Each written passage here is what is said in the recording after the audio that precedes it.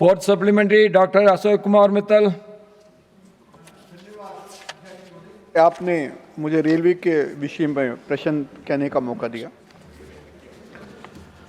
जैसे कि रेवेन्यू और ऑपरेटिंग की बात हो रही है, ऑपरेटिंग प्रॉफिट्स की बात हो रही है, तो मुझे खुशी है कि रेलवे का रेवेन्यू भी बढ़ा पर ऑपरेटिंग रेशियो भी बढ़ी है, पर बहुत ही मिनिमल सरप्लस दिख रहा है, तकरीबन 2000 करोड़ तक अंदाज़ा।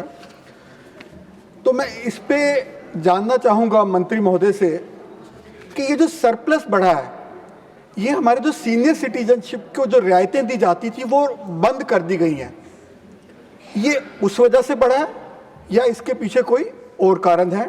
और इसके साथ साथ जब सरप्लस बढ़ ही गया है तो उनकी रियायतों, जो दी जाने वाली रियायतों को वो दोबारा अभी तक शुरू क्यों नहीं किया गया?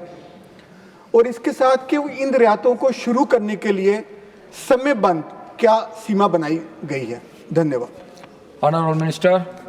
माननीय सभापति महोदय, जो रेवेन्यू में सरप्लस जो थोड़ा बहुत आया है, बहुत ही मामूली है, उसमें सबसे बड़ा काम है, उसका सबसे बड़ा रीज़न है ऑपरेशंस में एफिशिएंसी लाना, और उसमें जो एनर्जी की कॉस्ट कम हुई है इलेक्ट्रिफिकेशन के कारण, वो एक बड़ा कंट्रीब्यूशन है।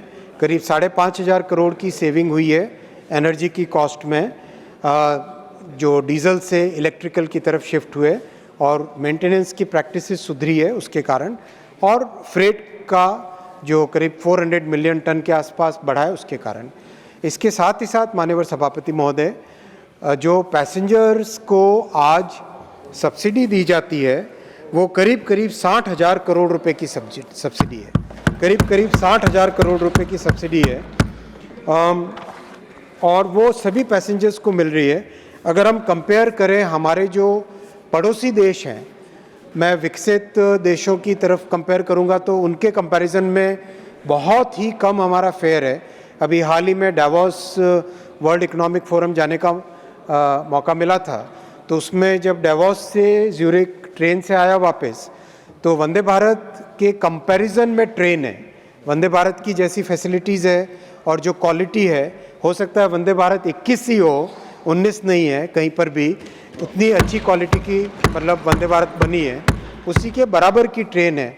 लेकिन माननीय सभापति महोदय, वहाँ पर डावोस से ज्यूरिक का किराया वंदे भारत के किराए से 20 गुना अधिक था, 20 गुना, 20 टाइम्स अधिक था।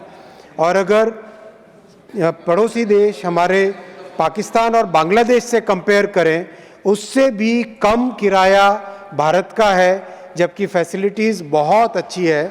और आज करीब अगर 100 रुपये कॉस्ट आती है यात्रियों के ट्रैवल करने की, तो उसमें टिकट मात्र 55 रुपये का लिया जाता है। 45% की सब्सिडी, 45% का कंसेशन, 45% की छूट आज भी सभी पैसेंजर्स को दी जा रही है।